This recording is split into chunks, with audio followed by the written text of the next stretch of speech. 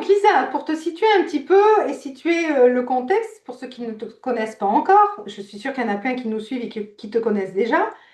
Si je résume, en fait, tu as passé le TEF 3 fois et la dernière Ouais, fois, c'est correct. oui, hein, c'est ça. Et la troisième fois, on avait même plaisanté parce que tu avais appris une nouvelle expression, jamais 203. Tu as passé le TEF un vendredi 13, donc là on s'était dit, toutes les étoiles sont alignées pour que tu réussisses et que tu concrétises enfin ton projet d'immigration au Canada. Mais quand tu as reçu tes résultats, tu as eu une bonne et une mauvaise nouvelle. Est-ce que tu peux nous raconter ce qui s'est passé? Oui, absolument. Donc, jamais 203, mais cette fois-là, c'est probablement jamais 403 parce que je dois repasser l'examen. J'étais vraiment énervée quand j'ai reçu mes résultats parce que j'ai vu les papiers des Français des affaires avec mes niveaux dans les quatre épreuves et les trois étaient au niveau B2. Et le quatrième était au niveau C1. Et donc, j'avais plein d'espoir parce que, voilà, c'est le résultat que j'avais voulu avoir pendant tous ces mois. Et j'ai envoyé un message à mon consultant d'immigration.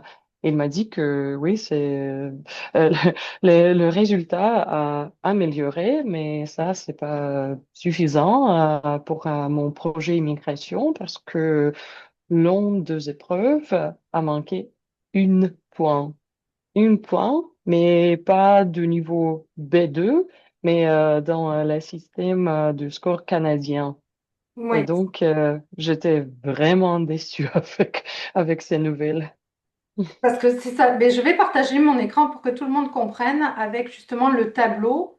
Et surtout qui t'a dit aussi, c'est ce que tu m'avais dit, que c'est rare que ça arrive, Oh ouais, ce genre de choses. absolument. Parce que voilà, moi je me rappelle à l'époque, donc depuis 2023, j'avais trouvé ce tableau sur Internet. Vous voyez, depuis fin Mhm, 23, donc nouvelle grille de score, etc., etc. Donc moi, j'avais ce tableau-là que je trouvais tellement compliqué à comprendre. Donc toi, Lisa, donc c'est dans la compréhension écrite, hein, je pense qu'on ne l'a pas précisé. ouais. Donc tu as eu 433 points, je l'ai souligné ici. Donc, Mhm, avec, pour moi, c'était B2.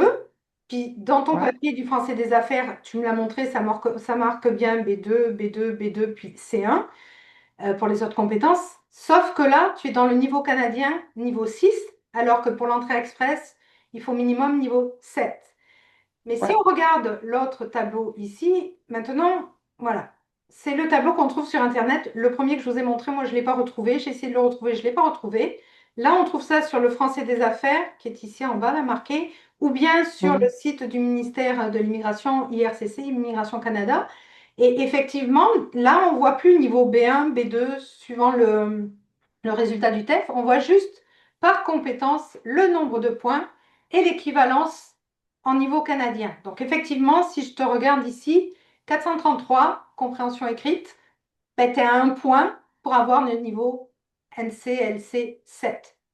Donc d'où la frustration, parce que toi, tu as reçu le papier, tu vois B2 partout, C1, parfait, sachant qu'on rappelle, on prend toujours, à l'immigration, ils prennent toujours le niveau le plus bas pour calculer tes points. Le ouais. niveau C1, ça ne te donne pas des points en plus, c'est une satisfaction personnelle, mais comme tu avais eu B2 dans les autres, ils vont s'arrêter au niveau B2.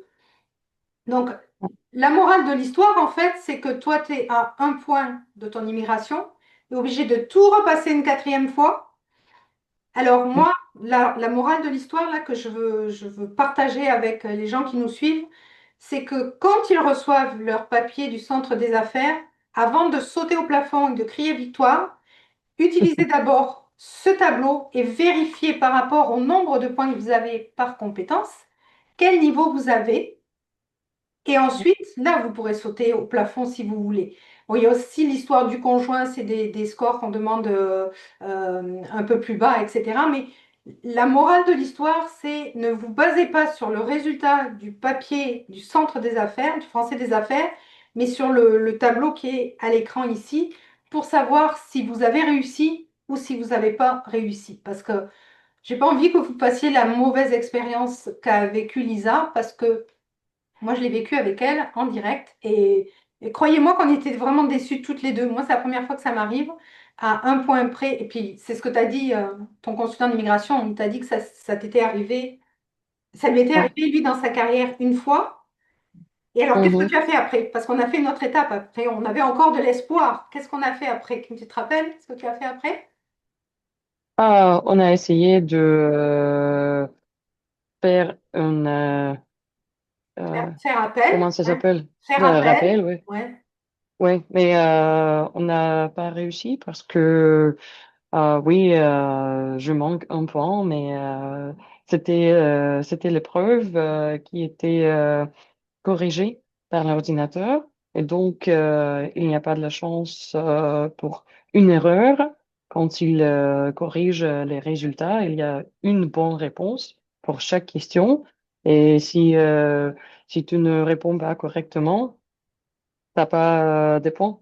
Et T'as pas donc, la possibilité ouais. d'avoir un peu d'indulgence compte tenu Mm, de ce que tu avais mm.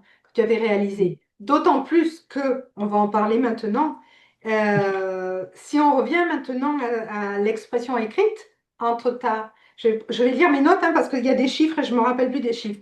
Si on repart donc de l'expression écrite, puisque tu as suivi ma formation expression écrite, entre ta deuxième et troisième tentative, tu as augmenté de 45 points. Ça, il faut le signaler. Et ce qui t'a fait monter d'un niveau au niveau du niveau canadien, tu es maintenant au niveau 7. Donc, en suivant la formation, tu as réussi à obtenir 45 points de plus, ce qui te met maintenant pour cette fois-là, ça te mettait au niveau 7. Donc là, tu réussissais pour cette compétence-là. Donc, d'après toi, pourquoi ton score a autant augmenté entre la tentative 2 et la tentative 3? Il y en a plusieurs raisons. Grâce à toi, je me suis concentrée sur la structure quand je fais cette épreuve et ça m'a aidé beaucoup, beaucoup, beaucoup. La différence est incomparable.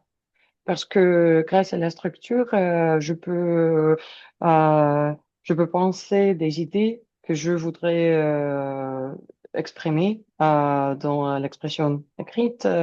Je peux les structurer, je peux utiliser les mots de liaison et je peux mettre mon expression écrite dans une manière vraiment claire.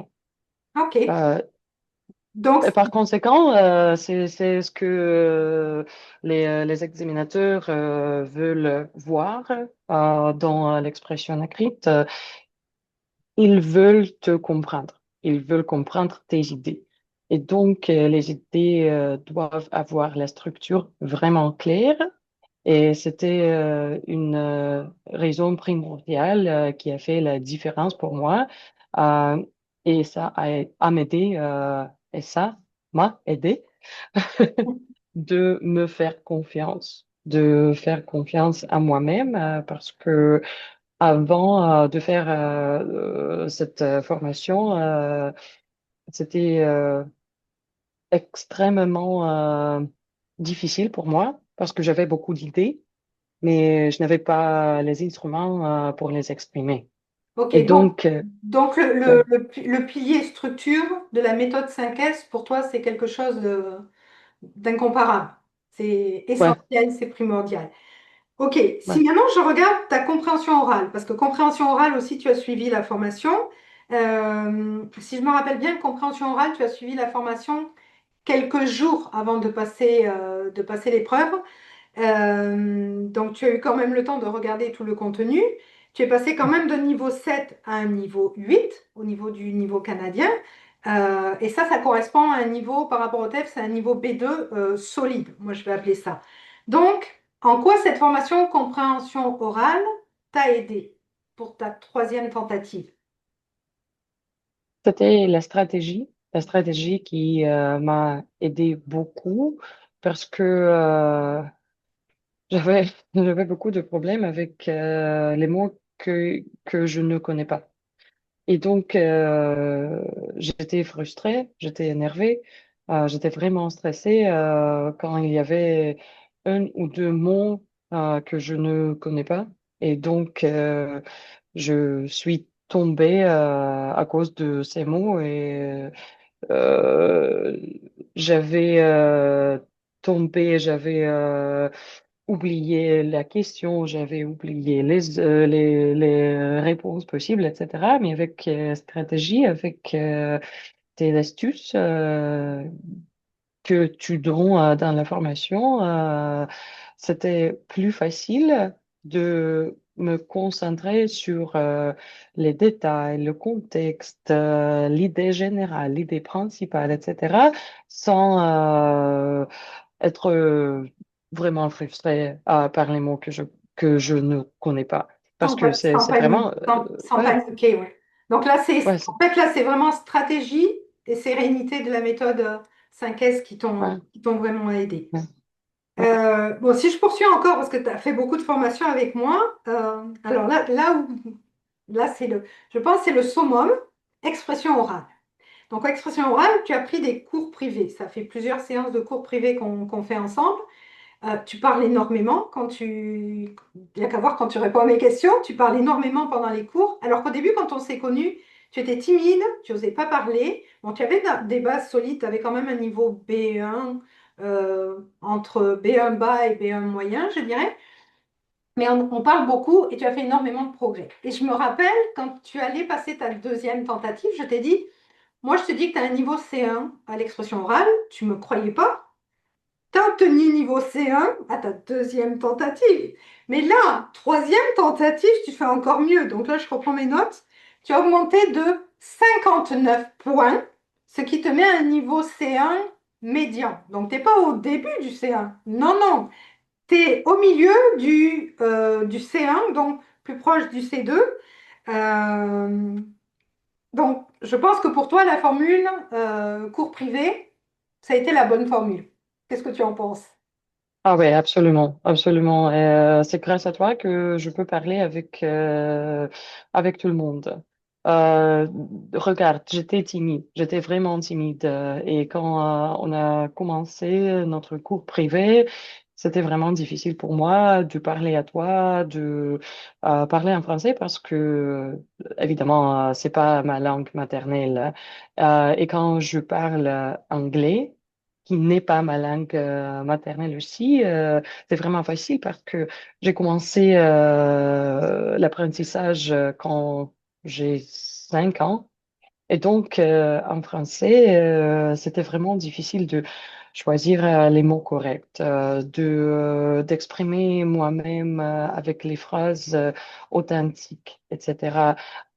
Mais c'était grâce à toi que euh, j'ai arrêté de me bloquer et je ne suis pas timide encore parce que euh, je reste sereine et je continue.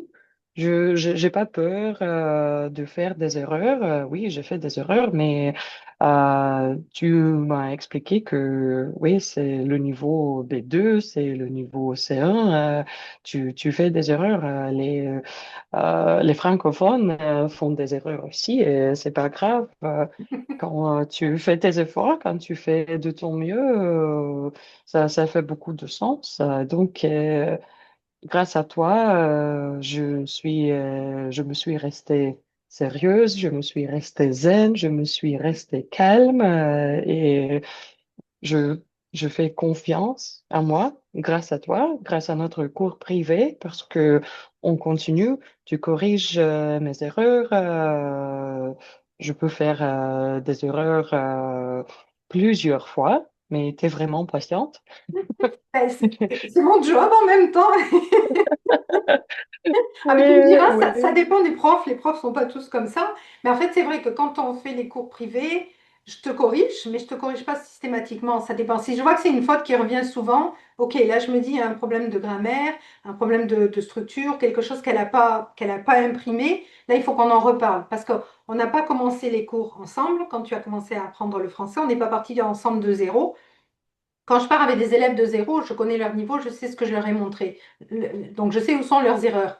Mais quand tu as un nouvel élève, un nouveau candidat à l'immigration, souvent tu le prends à un niveau qu'il a déjà parce qu'il a déjà eu une expérience avec d'autres enseignants.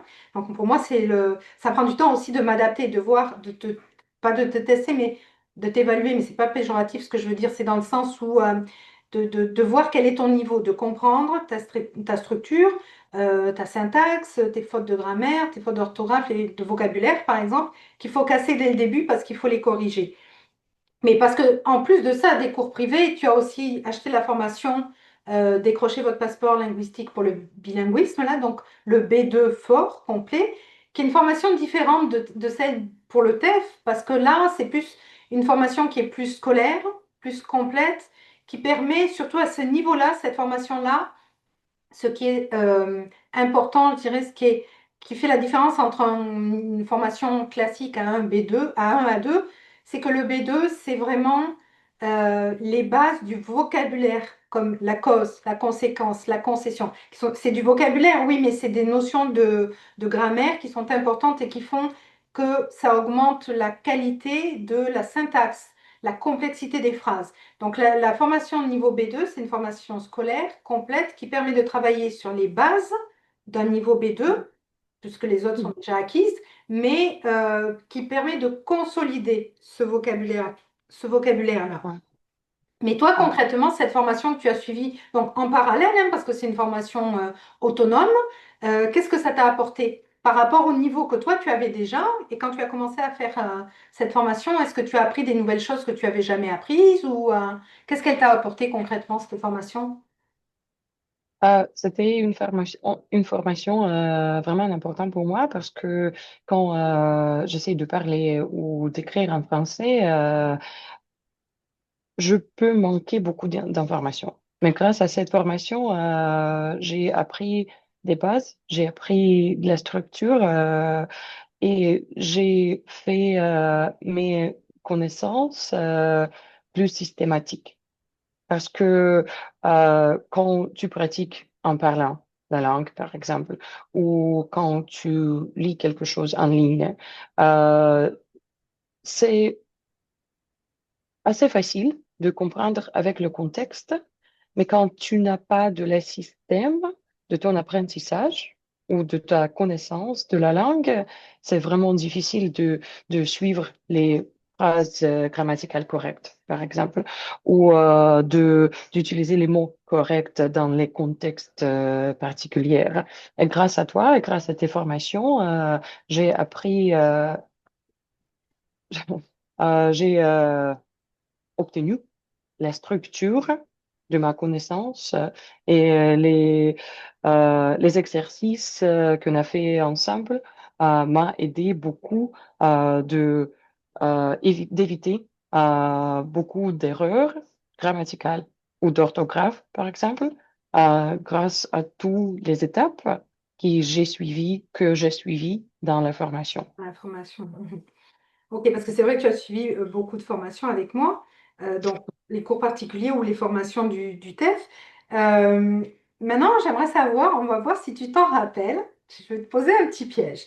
À quel moment as-tu compris que c'était pas une question de niveau, mais une question de méthode? Tu l'as Hmm. compris peut-être avant, mais à quel moment tu en as eu vraiment la preuve? Parce que tu m'as raconté quelque chose à un moment donné et je t'ai dit, ah ça, c'est le déclic Lisa. Est-ce que tu t'en rappelles? C'était, Oui, vas-y. mais grâce à toi, j'ai deux déclics desquels je peux me rappeler.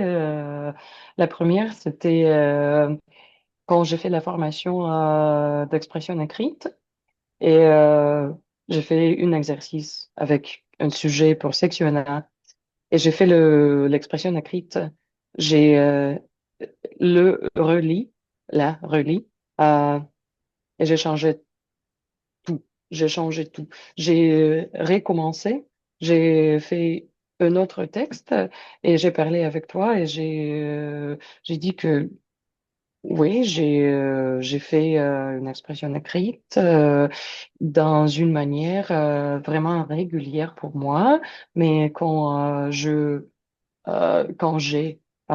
rélu cette expression écrite, j'ai décidé que ça marche pas parce Ça que fonctionne pas. le temps est différent que dans le sujet. Euh, C'est ça parce je que ne suis pas sûre, monsieur. c'était effectivement c'était section A, donc la suite d'un texte Ouais, journalistique. Le texte que tu avais déjà était en français, évidemment, était en français, était au présent. Puis toi, ouais, tu as continué. Non, le texte était au passé. C'est ça. Le texte était au passé ouais, et toi, tu as fait toute la suite au présent. Puis tu m'as dit, je me ouais, suis arrêtée, je me suis relue. Puis j'ai dit, non, ça marche pas. Le texte est au passé, il faut que j'utilise des temps du passé, pas du présent. Et là, ça a fait le déclic. Et j'ai dit, ouais, oh, ça c'est bon. Ça y est, elle a compris. La ouais, méthode fonctionne. absolument. Et le deuxième Et exemple, le deuxième déclic, c'était quoi? c'était la même chose. C'était la formation de compréhension orale parce que non seulement je suis un peu timide, mais aussi j'ai besoin d'être parfaite ou j'avais besoin d'être parfaite. J'avais besoin de comprendre tout. Mais grâce à toi, euh, j'ai appris que c'est pas tous les mots que je dois connaître pour comprendre la question ou les réponses des questions dans le DEF Canada, dans l'épreuve compréhension orale. Mais c'était la stratégie qui m'a aidé d'arrêter être vraiment stressé quand il y a un mot que je ne connais pas. Parce que ouais, ça peut être un mot-clé, mais tu peux deviner ce quoi ils veulent euh, te dire dans une question et tu peux te concentrer sur l'idée générale Ce qu'il y a au lieu, autour, au en lieu, fait, ouais, pour trouver ouais, des éléments de réponse. Et donc là, tu illustres parfaitement encore la méthode 5S. Donc, tu as vraiment observé une différence entre avant l'utilisation de la méthode 5S et après l'utilisation. Donc, au niveau de la ouais, stratégie, de la structure, de la pensée aussi, parce que en fait, c'est déconstruire des choses qu'on a apprises ou pas forcément qu'on a apprises, mais notre façon de faire. C'est déconstruire tout ça, de reposer ouais, les bases et de repenser différemment avec une méthode ouais. stratégique. Puis, est-ce que tu hésitais à l'époque à investir dans de la formation pour ton projet d'immigration, dans de la formation linguistique? Non, pas d'hésitation, pas de doute, parce que euh, j'ai, je sais que c'est vraiment important pour moi parce que j'ai essayé de passer l'examen deux fois avant euh, avant de faire la formation. Et donc, j'avais beaucoup de difficultés, j'avais beaucoup de problèmes, j'avais beaucoup d'émotions, comme être énervé, comme m'inquiéter avec la manque des mots ou la manque de la connaissance des règles grammaticales, etc. Euh, Néanmoins, c'était la formation qui m'a aidé de changer ma manière de penser, de casser mon cerveau, si tu veux. Si tu n'avais pas Mhm. changé ta façon de penser, tu en serais où aujourd'hui? Mhm. Si je n'ai pas changé ma façon de penser et si je n'ai pas fait la formation, les deux formations avec toi, ça peut être, je, je suis au même niveau de la langue et je pourrais avoir les mêmes résultats du TEF. Et grâce à toi, j'ai obtenu plus de points. J'ai obtenu le niveau qui est euh, plus loin d'être basé. Et c'est le B2 solide dans deux épreuves. C'est un solide dans une épreuve. Euh, desquels je n'ai pas rêvé. C'est ça, là, c'est vraiment du concret. Et donc, si tu devais donner un conseil ou dire quelque chose à quelqu'un qui hésite à investir dans une de mes formations pour préparer son TEF, qu'est-ce que tu lui dirais? Je recommande des formations parce que j'ai vu les résultats immédiatement. Les formations m'ont aidé énormément avec tous les conseils, avec tous les astuces, avec la stratégie, avec des 5 S. Le méthode 5S m'a aidé énormément. Ouais, j'étais sérieux. J'étais j'avais la discipline.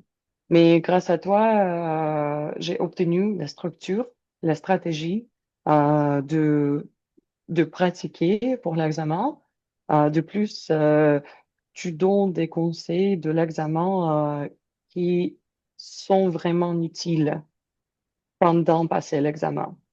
Parce que quand j'étais dans le centre de français des affaires, en passant l'examen, j'ai pensé beaucoup des stratégies et de la structure que j'ai appris dans la J'avais formation. appris dans l'information. Puis ce que tu disais, Mm. c'est vrai que dans la compréhension orale, par exemple, ce qui est important, c'est de comprendre soi-même que comprendre tous les mots, ça sert à rien. Ce qui est important, c'est le sens, c'est le cinquième S, le sens Mhm. général, l'information générale qui est donnée dans un texte. C'est ça dans la compréhension orale, enfin dans un texte ou dans un audio, c'est ça dans la compréhension orale, c'est ça aussi dans la compréhension écrite. Donc, on peut transférer des compétences, des stratégies d'une compétence du TEF vers une autre. Euh, Maintenant, je vais encore te reparler de la méthode 5S, mais si tu devais la résumer en une phrase, ça serait quoi? Pour toi, la méthode 5S, tu dois me trouver une phrase qui la résume, qui explique ce que ça t'a apporté. La formation stratégique est vraiment efficace. Bon, Voilà. l'efficacité. Donc, tout le monde aura compris qu'en fait, tu n'as pas progressé parce que tu as fait plus d'exercices. Tu as progressé parce que tu as compris comment fonctionne l'épreuve. En fait, c'est ça l'idée.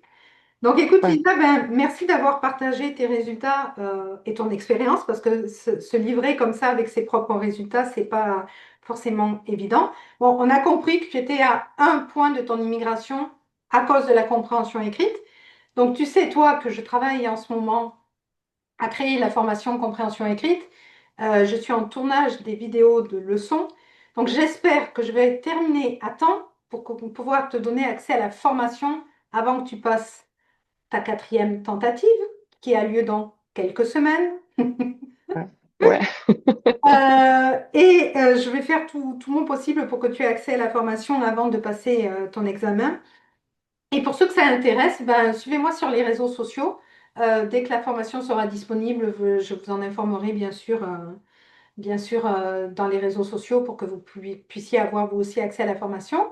Donc Lisa, faut qu'on travaille maintenant. Tu passes la quatrième fois ton TEF d'ici quelques semaines. Il faut qu'on travaille un petit peu. Est-ce que tu es prête? Ouais, absolument. Je suis prête. Allez, c'est parti, on y va!